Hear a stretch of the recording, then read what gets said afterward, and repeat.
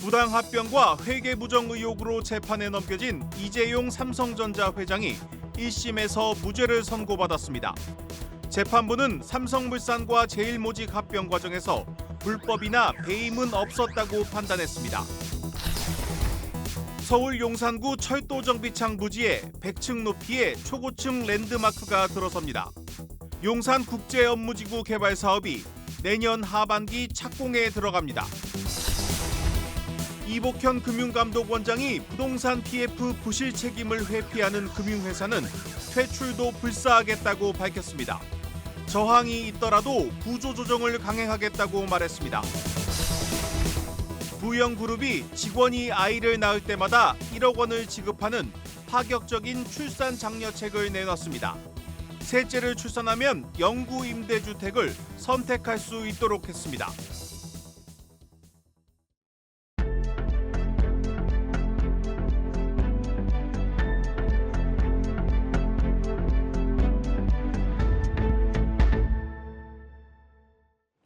뉴스 플러스 시작합니다. 부당 합병과 회계 부정 의혹으로 재판에 넘겨진 이재용 삼성전자 회장이 1심에서 무죄를 선고받았습니다. 이 재판부는 삼성물산과 제일모직 합병 과정에서 불법이나 배임은 없었다고 판단했습니다. 1심 선고까지 3년 5개월 106번의 재판이 열렸습니다. 이재용 회장은 무려 95번이나 법정에 출석하면서 삼성을 둘러싼 사법 리스크라는 말이 나오기도 했습니다. 먼저 현장에 나가 있는 취재 기자 연결합니다. 이서우 기자. 네, 저는 지금 서울 서초동에 위치한 삼성전자 사옥에 나와 있습니다. 네, 1심 선고 공판 내용부터 전해주시죠. 네, 재판부는 자본시장법 위반 등 혐의로 기소된 이재용 삼성전자 회장에게 오늘 무죄를 선고했습니다. 재판부는 이 사건 공소 사실 모두 범죄의 증명이 없다고 무죄 선고 이유를 밝혔습니다. 또 함께 재판에 넘겨진 최지성 전 삼성그룹 미래전략실 실장 등 나머지 피고인 13명에게도 모두 무죄를 선고했습니다. 이 회장 등은 지난 2015년 경영권 승계를 위해 삼성물산을 부당하게 제일모직에 합병시키고 이 과정에서 미전실이 각종 부정 거래와 시세 조종, 회계 부정에 관여한 혐의로 지난 2020년 9월 재판에 넘겨졌습니다. 하지만 법원은 이 회장의 경영권 승계 과정에는 불법 행위가 없었다고 판단해 무죄를 선고한 겁니다. 검찰 기소 후 3년 5개월 만입니다. 이재용 회장은 이날 입장 표명 없이 법원을 떠났습니다. 삼성은 재판 결과에 대해 안도하는 분위기가 감지되는 가운데 현재까지 별도의 입장을 밝히지는 않고 있습니다. 1심은 끝났지만 검찰이 항소할 가능성이 높고 이 경우 대법원 확정 판결까지 장기전을 대비해야 하기 때문으로 풀이됩니다. 지금까지 서울 서초동 삼성전자 사옥에서 한국경제TV 이서우입니다. 이재용 삼성 회장의 1심 무죄 선고 조금 더 자세히 짚어보겠습니다. 산업부 정원우 기자 나왔습니다. 정 기자, 먼저 이 법원이 이재용 회장을 무죄로 판단한 이 판결 내용부터 좀 살펴볼까요? 네, 이번 재판은 지난 2015년이었죠. 삼성물산과 제일모직의 그 합병 과정에서 불거진 의혹에 관한 것이었습니다. 제일모직과 삼성물산의 그 합병 당시 제일모직 한 주에 삼성물산이 약 3주로 비율로 합병을 했는데 이것이 이 회장의 그 그룹 승계에 유리하도록 설계된 것이라는 게 검찰의 주장이었습니다. 또 제일모직의 자회사 삼성바이오로직스의 자산 가치를 부풀리기 위해서 분식회계에 가담했다는 혐의도 이 회장이 받았습니다. 지난해 11월 그 최후 진술이 있었는데요. 검찰은 반칙의 초격차와 같은 이런 자극적인 말들을 써가면서 징역 5년과 벌금 5억 원을 이 회장에게 구형을 했었습니다. 네. 하지만 이날 재판부는 결국 이 합병이 이 회장의 경영권 승계 목적만으로 이루어지지 않았고 사업적 목적도 인정이 된다면서 네. 두 회사 간의 그 합병이 주주들에게 손해를 줄 의도가 있어 보이지 않는다고 하면서 무죄를 선고를 했습니다. 네, 이 회장이 무죄 판결 이후에 삼성 측에서 공식적인 메시지나 이런 건 나왔습니까? 이재용 회장은 이번 재판 과정에서 이런 관련해서 직접적인 언급을 좀 피해 왔습니다. 네. 자칫 이게 언론 플레이로 보일 수 있는 부분들을 최소화하면서 사법부와의 소통에만 집중하겠다, 뭐 이런 의도를 보인 것이라고 보이고요. 네. 오늘도 그 법원에 올 때와 나갈 때 모두 아무런 말을 하지 않았습니다. 삼성전자 역시 어떠한 입장도 내지 않았고 낼 계획도 없는 것으로 현재까지는 파악이 됩니다. 네. 다만 오늘 이 무죄 선고 이후에 이재용 회장의 그 변호인 측은 환영의 뜻을 밝혔는데요. 이 부분 잠시 들어보고 오시겠습니다. 이번 판결로 삼성물산 합병과 삼성바이오로직스 회계 처리가 적법하다는 점이 분명히 확인되었다고 생각합니다. 현명한 판단을 내려주신 재판부께 진심으로 감사드립니다. 네, 검찰의 그 항소 가능성에 대한 기자들의 질문도 있었는데요. 이 변호인단은 이 부분에 대해서는 별다른 답변을 피하고 자리를 떴습니다. 네, 일단 1심에서 이 무죄 판결이 나오면서 이재용 회장의 경영 행보, 이 족쇄가 좀 풀릴 것으로 예상이 됩니다. 그렇습니다. 이 회장의 경우에는 지난 2017년 1월이었습니다. 국정농단 사건 피의자로 전환이 되면서 거의 7년 동안 이 사법 리스크에 발목이 잡혀 있었습니다. 국정농단 사건 그 연루로 지난 2021년에는 실형을 받고 법정 구속이 되기도 했었습니다. 이후에는 이제 가석방 출소되고 2022년 8월에는 특별 사면으로 복권이 됐고 10월에 회장 자리에 올랐는데 네. 이 부당합병 의혹 재판이 아직 남아 있어서 적극적인 경영 행보를 보이지는 못했습니다. 지난 연말이었죠. 그 삼성그룹 차원의 그 그룹 컨트롤 타워가 부활할 것이라는 전망도 있었는데 예상보다 인사도 좀 빨리 나고 사장단 인사와 조직 개편이 소폭으로 이뤄지면서 이런 것도 같은 맥락이라고 볼 수가 있었습니다. 네. 이재용 회장은 지난해 11월 있었던 이번 그 재판의 최후 진술에서 삼성을 글로벌 초인류 기업으로 도약시켜야 하는 책임과 의무가 있다는 것을 늘 가슴속에 새기고 있다면서 기회를 달라고 했었는데 이런 부분들이 이번 무죄 판결 이후에 실현이 될 수 있을지를 주목해 봐야 할 것 같습니다. 네. 그렇지만 이제 검찰이 항소할 가능성이 높습니다. 이 사법 리스크 아직 남아있다고 봐야 하지 않겠습니까? 네, 이번 1심 판결은 2020년 9월이었죠. 기소 이후에 3년 5개월 만에 1심 선고가 이뤄진 겁니다. 네. 앞서 그 검찰이 구형을 하면서 말씀드렸다시피 워낙 강하게 유죄를 주장을 했었기 때문에 항소 가능성은 남아 있습니다. 다만 재계에서는 어쨌든 1심에서 예상보다 좀 센 무죄 선고가 나오면서 사법 리스크가 일단락된 것으로 좀 보고 있습니다. 네. 경제단체 중에서 지금 현재 맏형이라고 할 수 있는 대한상공회의소는 그 이재용 회장의 이름을 직접 언급하지는 않았습니다. 다만 경제인 특별사면 요청, 경제계 공동호소문이라는 제목으로 자료를 냈는데요. 지금 경제가 어렵다는 점을 전하면서 잘못에 대해서는 달게 처벌받아야 한다고 생각하지만 우리 경제가 처한 이 엄중한 상황을 돌아봤을 때 한 사람의 기업인이라도 힘을 보태서 경제 활력을 불어넣는 것이 잘못을 뉘우치는 길이 될 수 있다고 생각한다고 했습니다. 네, 잘 들었습니다. 산업부 정원우 기자였습니다.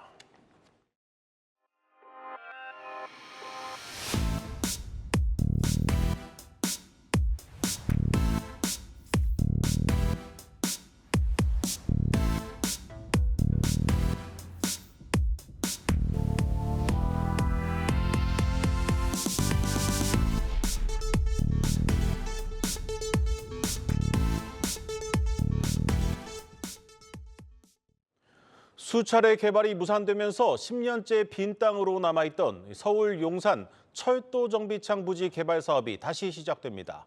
이 100층 높이의 랜드마크 건물이 들어서고 이 지하와 지상 공중에 50만 평방미터 넓이의 거대한 녹지가 조성됩니다. 이 사업비만 51조 원에 달하는 이 초대형 개발 사업이 당장 내년 하반기 착공에 들어갑니다. 양현주 기자입니다.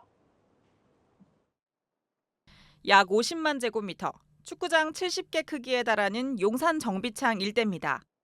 민간 주도의 개발 사업이 무산된 이후 10년이 넘도록 공터로 남아 있습니다.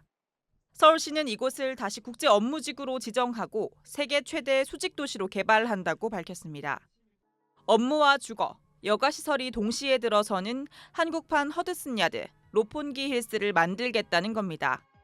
도심 한가운데가 비어있는 상태에서 무언가를 허물어내지 않고 바로 착공해서 새로운 신도시를 만드는 사례는 거의 드뭅니다.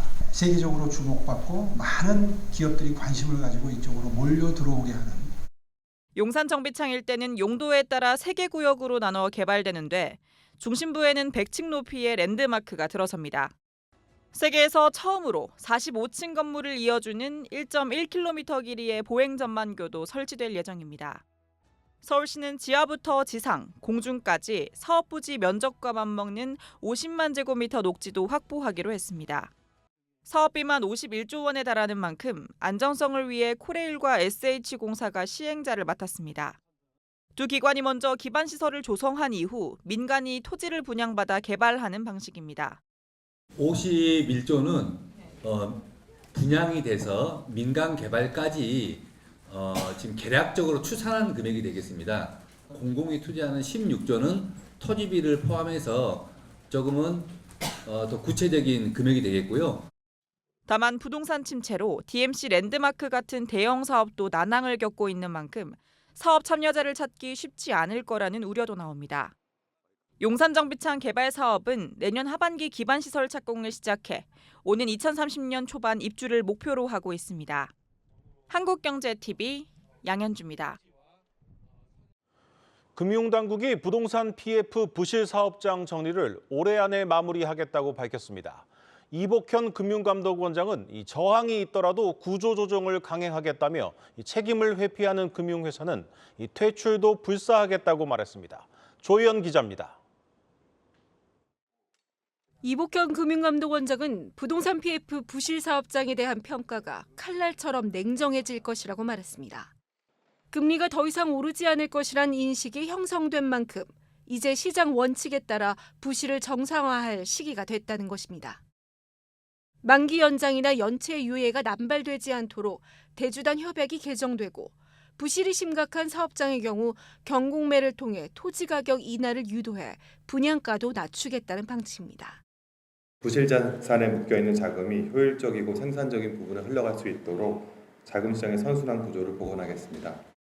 당장 상반기 중 태형건설처럼 시장에 충격을 줄 만한 중대형 건설사의 유동성 사태는 없겠지만 일부 건설사의 법정 관리는 피할 수 없으며 자연스러운 구조조정은 바람직하다는 의견입니다. 한편 부동산 PF와 홍콩 H지수 ELS에 대한 금융사들의 책임도 강조됐습니다. 리스크를 고려하지 않은 투자와 단기 실적주의로 생긴 불안전 판매 등 눈앞의 이익에 급급한 행태를 용납하지 않겠다는 겁니다. 고객의 이익을 외면하고 정당한 손실 인식을 미루는 등의 금융기관으로서의 당연한 책임을 회피하는 회사에 대해서는 시장에서의 퇴출도 불사하겠다는 원칙하에 금감원은 홍콩 H지수 ELS와 관련해 판매사의 위법 사례를 다수 발견했다며 2차 검사 후 이달 말 결과와 배상 기준을 발표하겠다고 밝혔습니다. 이 원장은 금융사들이 일부 문제점을 인식하는 만큼 선제적인 자율적 배상이 이루어진다면 일단 소비자들에게 도움이 될 것이라고 덧붙였습니다. 글로벌 IB들을 대상으로 한 불법 공매도 전수 조사 결과도 이르면 다음 달 나올 예정이며 전산화와 가중처벌 등 무차입 공매도 방지 대책을 곧 수립하겠다는 방침입니다. 한국경제TV 조연입니다.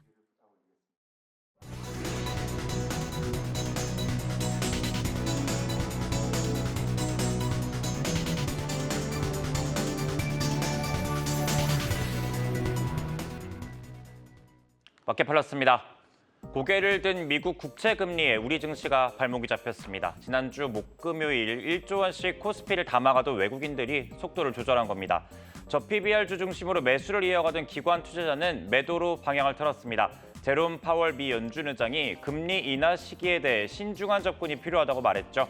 인플레이션이 2%까지 내려오려면 확신이 더 필요하다는 말인데요. 여전히 좋은 미국 고용 지표에 더해서 8월 발언까지 때문에 내림세였던 미국 국채 금리를 튀어오르게 했습니다. 여파의 원달러 환율 1,330원대로 올라섰고 증시는 약세를 보였습니다. 장 초반 반짝 상승한 코스피, 기관 투자자의 매도 공세를 버티지 못하고 하락 마감했는데요. 그 와중에서도 현대차 주식을 1,000억 원 넘게 순매수했는데 덕분에 현대차 하락장 와중에도 5% 가까운 상승률을 보였습니다. 금융과 지주사 매수가 주춤한 사이 자동차주가 새로운 주도주로 나설지 관심이 커집니다. 기관은 코스닥에서도 매도를 이어갔습니다. 지난 금요일 9거래일 만에 순매수는 잠시뿐이었던 거죠. 코스닥 역시 부진을 이어갔지만 개인 투자자의 매수에 그나마 낙폭을 줄였습니다. 외국인은 코스피는 순매수했지만 코스닥은 팔았습니다. 에코프로와 HLB, 에코프로 BM 등 대형주 대부분을 순매도했는데요. 반도체, 2차 전지, 바이오 등 업종을 가리지 않고 모두 팔았습니다. 증권가에서는 가치주 수급 쏠림으로 단기 속등했던 코스피 대비 코스닥이 소폭 조정에 그쳤다고 분석합니다. 와중에 초전도체 관련주가 다시 한번 불타오르고 있는데요. 어느새 시가총액 10위권까지 올라온 신성 델타테크가 대표적입니다. LK99 논문 저자가 다음 달 4일 미국에서 학술대회에 참가해서 실험 결과를 발표할 예정으로 전해지죠. 오늘 거래에서 외국인은 230원어치 넘게 신성 델타테크를 순매수한 걸로 확인됩니다. 코스피에서는 쌍용 ENC의 주가가 급등했습니다. 사모펀드의 공개 매수 추진 소식 때문이었는데요. 기관과 외국인의 쌍끌이에 8% 넘는 급등으로 장을 마쳤습니다. 한행코는 오늘부터 쌍용 ENC 주식 1억 25만여 주를 사들입니다. 발행 주식 총수의 20%에 해당하는 물량인데요. 공개 매수가는 주당 7,000원으로 정했습니다. 오늘 종가보다 60원 높습니다. 다음 달 6일까지 주식을 사들인 뒤 자진 상장 폐지를 하겠다는 게 한행컴퍼니의 계획입니다. 주주들 가운데서는 불만 소리가 나오고 있습니다. 당장 쏠쏠하던 배당 수익이 없어진 데에 따른 분통이겠죠. 무엇보다 장기 투자를 위해 주식을 매수한 주주들의 실망이 큰 모양새입니다. 주가가 공개 매수가에 근접한 상황에서 팔아야 할지 조금 더 갖고 있을지 셈법이 복잡해지는 모양새입니다. 마켓플러스였습니다.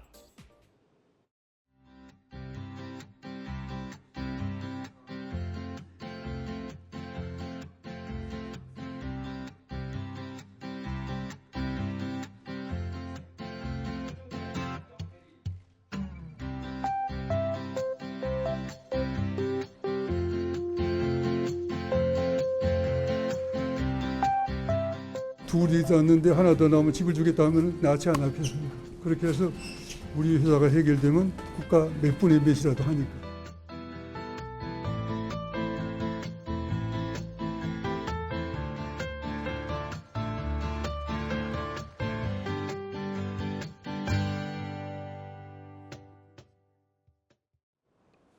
정부가 코리아 디스카운트 해소를 위한 대책들을 쏟아내고 있는 가운데 저평가가 해소되면 삼성전자나 현대차 주가가 2배 가까이 뛸 수 있다는 분석이 나오고 있습니다. 이 한국 시장은 안 바뀐다며 혹평했던 외국인 투자자들의 분위기도 바뀌고 있습니다. 정호진 기자가 취재했습니다. 한국은 안 변한다. 일본도 했는데 안 하고 버티겠느냐. 최근 한국 증시를 바라보는 외국인 투자자들의 엇갈린 시각입니다. 이남우 한국기업 거버넌스 포럼 회장은 지금까지 외국인 투자자의 열기가 이렇게 뜨거워진 것은 처음이라며 시장 분위기를 전했습니다. 한국을 한 20, 30년 본 사람들은 한국은 절대로 안 변해. 그렇게 생각을 해요. 하지만 다른 의견도 최근에 대두가 되는데 그 안 변하는 일본도 이렇게 뿌리 깊은 기업 거버넌스 개혁을 했는데 심지어 일본이 하는데 어떻게 한국이 안 하고 버틸까? 이처럼 외국인 투자자들의 시선이 바뀌고 있는 건 최근 정부가 기업 밸류업 프로그램과 같은 증시 부양책을 예고했기 때문입니다. 기업이 스스로 가치를 제고하고 주주환원책을 내놓을 수 있도록 독려하겠다는 건데 이 같은 정책에 외국인 자금이 국내로 유입되고 있습니다. 지난 한 주간 외국인은 국내 시장에서 3조 5천억 원 이상을 순매수했습니다. 정부의 증시 부양책이 발표된 이후 한 주 만에 4배 넘게 사들인 겁니다. 특히 이 기간 외국인은 주당 순자산 가치가 상대적으로 낮은 자동차와 금융, 지주사 주식을 대거 매수한 것으로 집계됐습니다. 글로벌 투자은행인 골드만삭스도 최근 코리아 디스카운트를 해결하려는 정부의 노력이 증시의 추가 상승을 유발할 주요 촉매제라며 선호 테마로 저PBR 테마를 제시하기도 했습니다. 다만 이번 논의에서 직접 주주환원책을 시행해야 하는 상장사들의 입장이 반영되지 못했다는 지적도 나옵니다. 한 재계 관계자는 정부가 강하게 정책을 밀어붙이니 기업은 눈치만 보는 상황이라며 의견을 낼 수 있는 여건이 아니라고 말했습니다. 실제로 상속세를 비롯한 세제 개편을 비롯해 기업이 적극적으로 주주 환원에 나설 수 있는 유인책과 제도 정비가 선행돼야 한다는 지적도 나옵니다.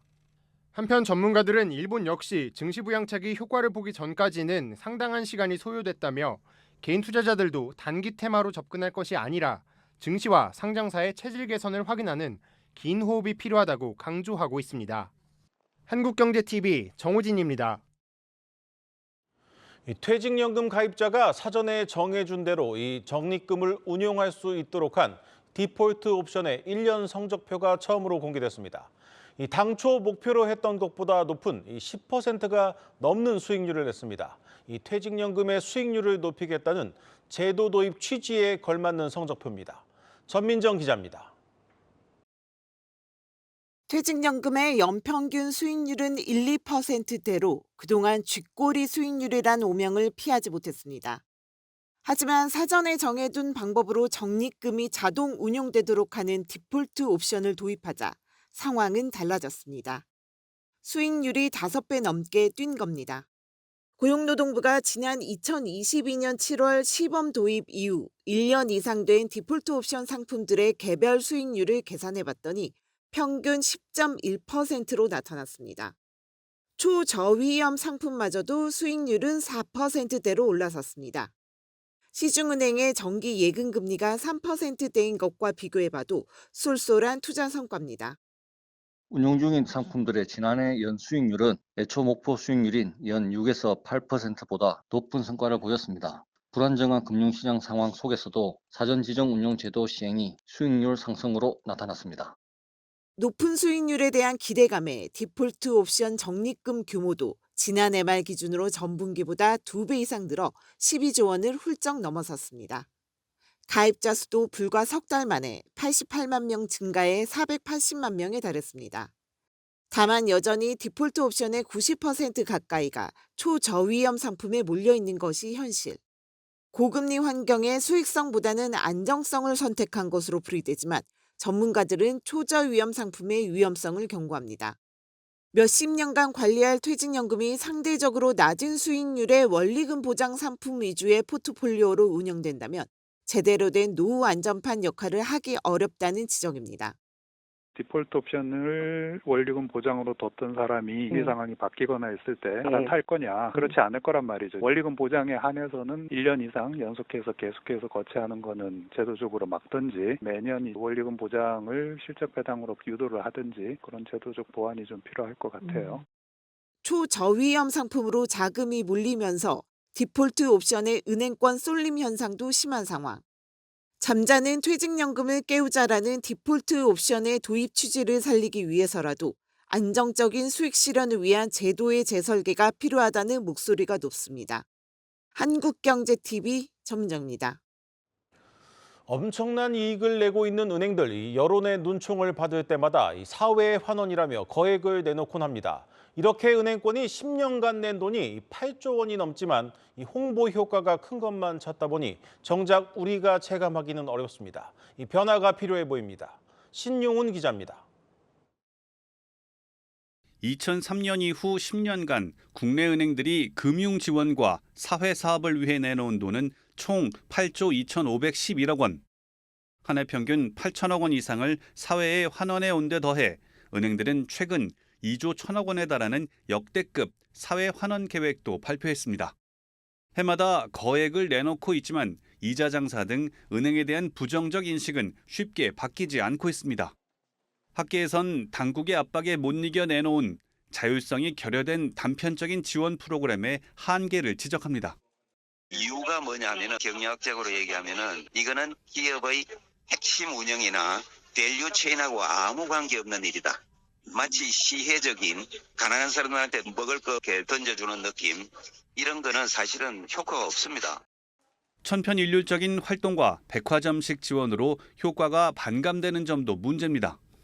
그 사업 자체의 문제를 보면 사실 여러 가지 정말 다양한 활동들을 하고 있다는 거고요.